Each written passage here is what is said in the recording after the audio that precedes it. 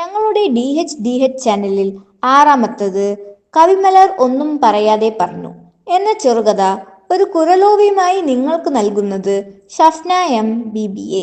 Teenager അർബുദരാജ് ഒരു ആഹ്ലാദകരമായ 45 വയസ്സുള്ള മനുഷ്യനാണ്. അദ്ദേഹം എപ്പോൾ വേണമെങ്കിലും ഓഫീസിൽ വരും, എപ്പോൾ വേണമെങ്കിലും പോകും.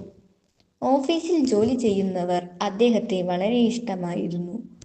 അദ്ദേഹം എല്ലായ്പ്പോഴും അവരുടെ ജോലി കൃത്യമായി ചെയ്തു വരുന്നു. ഒരു ദിവസം അദ്ദേഹം കാലത്ത് 9 മണിക്ക് തന്നെ ഓഫീസിലെത്തി. അപ്പോൾ ഒരു സീനിയർ ക്ലർക്ക് അദ്ദേഹത്തിൻ്റെ അടുത്ത് ഒരു കല്യാണ പത്രിക കൊടുത്തു. സർ, എൻ്റെ ബ്രദറുടെ കല്യാണം, ആവശ്യം വരണം എന്ന് പറഞ്ഞു ആ പത്രിക കൊടുക്കുന്നു. മാനേജർ അർബുദരാജ് ആ പത്രിക കയ്യിൽ വാങ്ങി.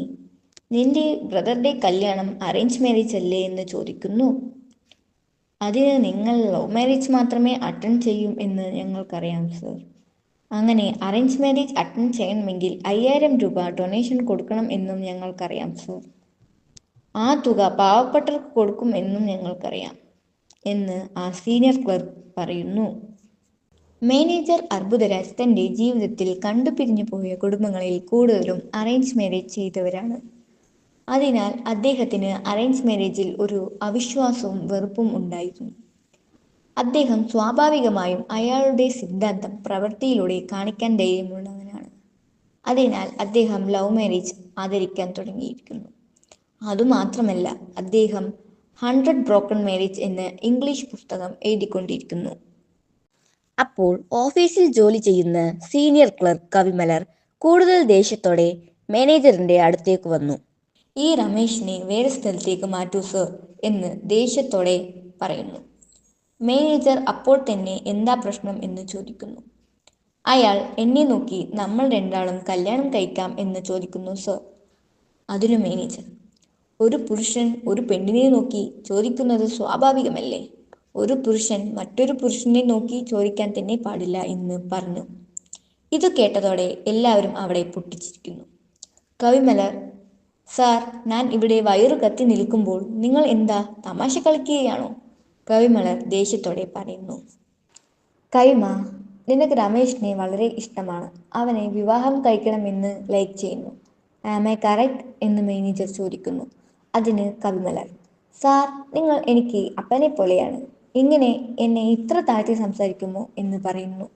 അപ്പോൾ മാനേജർ ജോക്കായി പറയുന്നു, നീ മാത്രം എന്നെ ഇങ്ങനെ ഇൻസൾട്ട് ചെയ്യാമോ? ഞാൻ ഒരിക്കലെങ്കിലും നിന്നെ എൻ്റെ ഗേൾഫ്രണ്ട് എന്ന് പറഞ്ഞിട്ടുണ്ടോ? ഇത് കേട്ടതോടെ അവിടെ എല്ലാവരും പൊട്ടിച്ചിരിക്കുന്നു.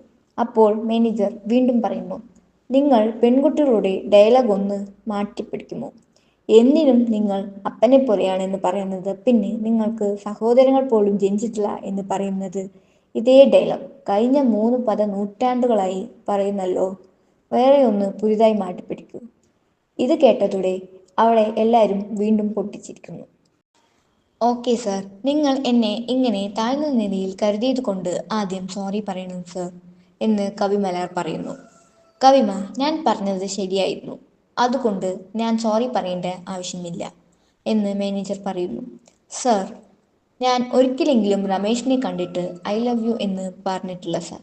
പിന്നെങ്ങനെ സാർ എന്നോട് ഇത്ര തെറ്റായി സംസാരിക്കാം എന്ന് കവി വാദിക്കുന്നു. കവിമ, അക്കൗണ്ടിൽ വേണമെങ്കിലും ഞാൻ മിസ്റ്റേക്ക് ചെയ്യാം, പക്ഷേ ഇത്തരം കാര്യങ്ങളിൽ ഞാൻ 100% കറക്റ്റായിരിക്കും എന്ന് മാനേജർ പറയുന്നു. ഇത് കേട്ടതോടെ ഓഫീസിൽ മുഴുവൻ പേരും ചിരിക്കുന്നു. സാർ, ജോക്ക് ചെയ്യരുത്, എൻ്റെ വയറ് കത്തുന്ന പോലെയാണ് എന്ന് കവിമലർ കരഞ്ഞുകൊണ്ട് പറഞ്ഞു. കവിമ, വയർ കത്തിയാലും ഭയപ്പെടേണ്ട, നമ്മുടെ ഓഫീസിൽ മുൻകരുതലായി തീ അണയ്ക്കാനുള്ള ഉപകരണങ്ങൾ ധാരാളം സെറ്റ് ചെയ്തിട്ടുണ്ട് എന്ന് മാനേജർ വീണ്ടും ജോക്ക് ചെയ്യുന്നു. ശരി മോളെ, ഇപ്പോൾ നമുക്ക് കാര്യത്തിലേക്ക് വരാം. പൊതുവെ പെൺകുട്ടികൾ പുതിയ ഒരാളെ കാണുമ്പോൾ താൻ വിവാഹിതയാണോ അല്ലെങ്കിൽ പ്രണയത്തിലാണോ എന്നൊക്കെ അവർ ചോദിക്കാതെ തന്നെ സൂചനകളിലൂടെയോ നേരിട്ടല്ലാതെയോ വ്യക്തമാക്കാറുണ്ടല്ലോ. എന്നാൽ രമേശ് നമ്മുടെ ഓഫീസിൽ വന്നത് മുതൽ നീ അത് നേരിട്ടും പറഞ്ഞില്ല, ഒന്നും സൂചിപ്പിച്ചതുമില്ല. അതുമാത്രമല്ല, നിന്റെ അടുത്തുള്ള സിസ്റ്റം ഓപ്പറേറ്റർ ഋഷിതയോട് നിന്റെ ഡിവോഴ്സ് കേസ് കോടതിയിൽ നടക്കുകയാണെന്ന കാര്യം ആരോടും പറയരുത് എന്ന് നീ രഹസ്യമാക്കി വെക്കാൻ പറഞ്ഞിട്ടുണ്ടല്ലോ.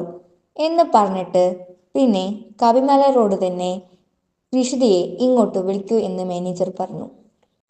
അതിന് കവിമലർ ദേഷ്യത്തോടെ, ഋഷിത നിങ്ങളുടെ പ്രിയപ്പെട്ടവളല്ലേ, നിങ്ങൾ തന്നെ വിളിച്ചോളൂ എന്ന് പറഞ്ഞു. ശബ്ദം കേട്ട് അങ്ങോട്ട് വന്ന ഋഷിത പറഞ്ഞു, സാർ, രമേഷിനോട് തൻ്റെ ഇഷ്ടം കവി പറഞ്ഞിട്ടില്ല എന്നേ ഉള്ളൂ. പക്ഷേ അവൾ കാണിച്ചു കൂട്ടുന്ന പരാക്രമങ്ങൾ നിങ്ങൾക്കറിയാമോ? രമേശ് ഒരു വെജിറ്റേറിയൻ ആണെന്ന് അറിഞ്ഞതു മുതൽ അവളും ഉച്ചഭക്ഷണത്തിന് നോൺ വെജ് കൊണ്ടുവരുന്നത് നിർത്തി സർ. ഉടനെ മാനേജർ ഋഷിതയോട്, ഋഷി മോളെ, നീ ഷോർട്ട് ഫിലിം ഒക്കെ നന്നായി അഭിനയിക്കാറുണ്ടല്ലോ, നമ്മുടെ കവി കാണിച്ച ആ കോലാഹലങ്ങൾ ഒന്ന് അഭിനയിച്ചു കാണിക്കൂ എന്ന് പറഞ്ഞു.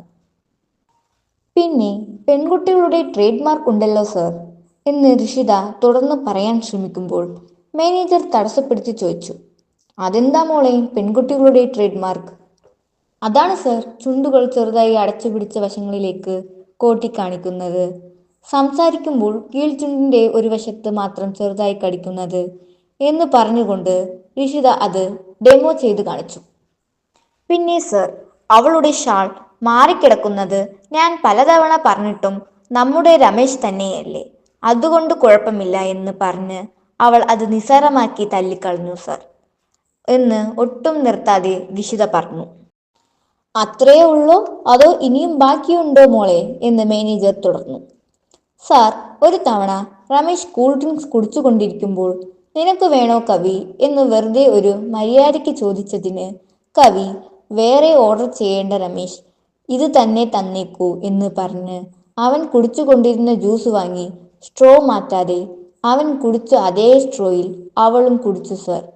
ഇപ്പോൾ ഒന്നും അറിയാത്ത പാവം കുട്ടിയെപ്പോലെ വന്ന് പരാതി പറയുന്നു സർ എന്ന് ഋഷിത നിർത്താതെ പറഞ്ഞു തീർത്തു.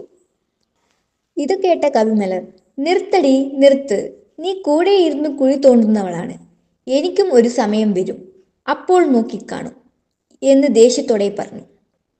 എന്താടി സീനിടുന്നത്? നമ്മുടെ ഓഫീസിലെ അക്കൗണ്ട് സെക്ഷനിൽ പുതിയതായി വന്ന സ്വരൂപ ഒരു വിവാഹിതനെയാണെന്ന കാര്യം അറിയാതെ ഈ രമേശ് തന്നെ അവളെ സൈറ്റടിച്ചു. ഇത് മനസ്സിലാക്കിയ സ്വരൂപ എന്തു ചെയ്തു എന്ന് അറിയാമോ?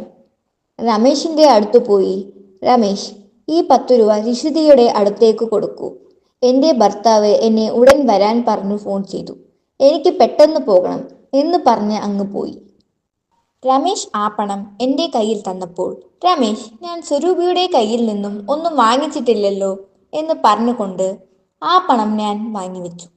അപ്പോൾ സ്വരൂപ പറഞ്ഞു, ഋഷി, ഞാൻ ഒരു വിവാഹിതനെയാണെന്ന് അറിയാതെ രമേശ് എന്നെ സൈറ്റടിക്കുന്നത്, അതുകൊണ്ടാണ് ഞാൻ ഈ ടെക്നിക് ഉപയോഗിച്ചത്. ഇത് കേട്ട മാനേജർ സാഹചര്യം വിലയിരുത്തിക്കൊണ്ട് ചില അഭിപ്രായങ്ങൾ പങ്കുവച്ചു. അതേ മോളെ ഋഷി, ഇപ്പോൾ പെൺകുട്ടികൾ താലി കെട്ടാറില്ലല്ലോ, അപ്പോൾ തൻ്റെ മെറിറ്റൽ സ്റ്റാറ്റസ് ഇത്തരത്തിൽ അറിയിക്കുന്നത് സാധാരണമാണ് മോളെ. അതെ സർ, ഇതേപോലെയുള്ള ടെക്നിക്കുകൾ ഉപയോഗിച്ച് താനൊരു ഡിവോഴ്സ് ചെയ്ത സ്ത്രീയാണെന്ന് ഇൻഡയറക്റ്റ് ആയിട്ട് പറയാമായിരുന്നല്ലോ എന്ന് ഋഷിത ആർഗ്യൂ ചെയ്തു. ഉടനെ ഓഫീസിലുള്ള ഓരോരുത്തരും ഇതേപോലെയുള്ള സംഭവങ്ങൾ പങ്കുവെക്കാൻ തുടങ്ങി. ആ സംഭവങ്ങളെല്ലാം കേൾക്കാൻ നല്ല ഇൻട്രസ്റ്റിംഗ് ആയിരുന്നു. ശരി കവിമോളെ, ഇപ്പോൾ രമേശിനുള്ള ഡിസ്മിസൽ ഓർഡർ ഞാൻ റെഡിയാക്കി കഴിഞ്ഞു. കാരണം എന്തായാലും ഇനി രമേശ് നിന്നെ ഒരു സാധാരണ രീതിയിൽ കാണാൻ കഴിയില്ല. നിന്നെ മോശമായ കണ്ണുകളോടെ മാത്രമേ അവന് നോക്കാൻ തോന്നൂ. രമേശ് ഇവിടെ ജോലി ചെയ്ത് 1 വർഷത്തെ കണക്കുകൾ തീർത്ത് അവനെ പിരിച്ചുവിടുന്നതാണ് അവനും നല്ലത്, ഓഫീസിന്റെ പേരും ചീത്തയാകാതിരിക്കാനും നല്ലത് എന്ന് മാനേജർ പറഞ്ഞു നിർത്തി. ഉടനെ അവിടെ ഉണ്ടായിരുന്ന സിസ്റ്റം ഓപ്പറേറ്റർ സ്വരൂപ, സർ, നിങ്ങൾ ചെയ്യുന്നത് അന്യായമാണ് സർ, നിങ്ങൾ വലിയൊരു മിസ്റ്റേക്കാണ് ചെയ്യുന്നത് സർ എന്ന് ദേഷ്യത്തോടെ പറഞ്ഞു. സ്വരൂപ, ഞാൻ ഓഫീസിലെ ലെറ്റർ മാത്രമേ സ്പെല്ലിംഗ് മിസ്റ്റേക്ക് വരുത്താറുള്ളൂ, ഇങ്ങനെയുള്ള കാര്യങ്ങളിൽ ഞാൻ 100% കൃത്യമുള്ളവനാണ്. ആ ടെൻഷൻ നിറഞ്ഞ സമയത്തും മാനേജർ തമാശ പറഞ്ഞു. സർ, രമേശ് ഇവിടെ ജോയിൻ ചെയ്തതു മുതൽ കവി നല്ല രീതിയിൽ ഡ്രസ് ചെയ്യാൻ തുടങ്ങിയിരുന്നു സർ. അവളുടെ ഡ്രസ്സിന്റെ നിറത്തിന് മാച്ചിങ് ലിപ്സ്റ്റിക് വരെ അവൾ ഇടുമായിരുന്നു സർ എന്ന് സ്വരൂപ പറയാൻ തുടങ്ങി. ഇപ്പോൾ പോലും നോക്കൂ സർ, ചുവന്ന ടോപ്പിന് മാച്ചിങ് ചുവന്ന ലിപ്സ്റ്റിക്കും അതേ നിറത്തിലുള്ള സ്ലേഡുമാണ് അവൾ ഇട്ടിരിക്കുന്നത്. കണ്ടോ എന്ന് ഋഷിത തന്റെ വാദത്തിൽ ഉറച്ചു നിന്നു. മാനേജർ കവിമലനോട് പറഞ്ഞു, നീ രമേശിനെ വേറെ സ്ഥലത്തേക്ക് മാറ്റാനാണ് പറഞ്ഞത്. പക്ഷേ ഞാൻ അവനെ ഡിസ്മിസിലാണ് ചെയ്തത്. അതിനു മുമ്പ് നീ അവന്റെ അടുത്തേക്ക് പോയി സോറി ചോദിക്ക്. തെറ്റി നിന്റെ ഭാഗത്തുമുണ്ട്. കവിമലർ നേരെ രമേശിന്റെ അടുത്തേക്ക് പോയി അവന്റെ കണ്ണുകളിൽ നിറഞ്ഞ കണ്ണുനീർ തന്റെ ഷോൾ കൊണ്ട് അവൾ അവകാശത്തോടെ തുടച്ചു കൊടുത്തു. അവന്റെ കൈപിടിച്ച് വലിച്ച് ഓഫീസിന്റെ അറ്റത്തുള്ള മുറിയിലേക്ക് കൊണ്ടുപോയി അവൾ വാതിലടച്ചു. അകത്തു പോയ രണ്ടുപേരും 1/4 മണിക്കൂർ കഴിഞ്ഞിട്ടും പുറത്തു വന്നില്ല. മാനേജർ പറഞ്ഞു, ഋഷി, നീ പോയി ആ മുറിയുടെ വാതിൽ തട്ടി അവരെ വിളിച്ചു കൊണ്ടുവരൂ. സോറി ചോദിച്ചതൊക്കെ മതി. അവൾ പോയി വാതിലിൽ തട്ടി. അവർ പുറത്തു വന്നത് കണ്ട് അവൾ ഞെട്ടിപ്പോയി. ഋഷിതയും സ്വരൂപയും ചേർന്ന് രണ്ടുപേരുടെയും കൈപിടിച്ച് മാനേജറുടെ മുന്നിൽ കൊണ്ടുപോയി നിർത്തി. നോക്കൂ സർ, കവി സോറി ചോദിച്ച ലക്ഷണത്തെ എന്ന് ചിറി അടക്കിക്കൊണ്ട് ഋഷിത പറഞ്ഞു. രമേശിന്റെ കവിൾ, നെറ്റി, കഴുത്ത് എന്നിവ ഇടങ്ങളിലെല്ലാം കവിമലറിന്റെ ലിപ്സ്റ്റിക് ഇംപ്രഷൻ പതിഞ്ഞിരുന്നു. കവിമലറിന്റെ റെഡ് ലിപ്സ്റ്റിക് രമേശിന്റെ മഞ്ഞ നിറമുള്ള മുഖം മുഴുവനും ചുവപ്പിച്ചു കളഞ്ഞിരുന്നു. അത് കണ്ടു ഓഫീസിലുണ്ടായിരുന്ന എല്ലാവരും ആസ്വദിച്ച് ചിരിച്ചു. ഋഷിത കള്ളത്തരത്തിൽ ദേഷ്യപ്പെട്ടുകൊണ്ട് പറഞ്ഞു, എടീ കവി, ഇതാണോ ഇത്ര ഭീകരമായ സോറി ചോദിക്കുന്ന രീതി? ആ കോലാഹലമൊക്കെ നിന്റെ ഷോൾ കൊണ്ട് തന്നെ തുടച്ചു കൊടുക്ക്. നീ തന്നെയല്ലേ ഇതൊക്കെ വരുത്തി വെച്ചത്. മാനേജർ പറഞ്ഞു, കവിമലർ ചെയ്തത് ശരിയാണ്. ഇതുപോലെ നേരിട്ട് ആക്ഷനിൽ ഇറങ്ങിയാലേ വിവാഹം പെട്ടെന്ന് നടക്കൂ.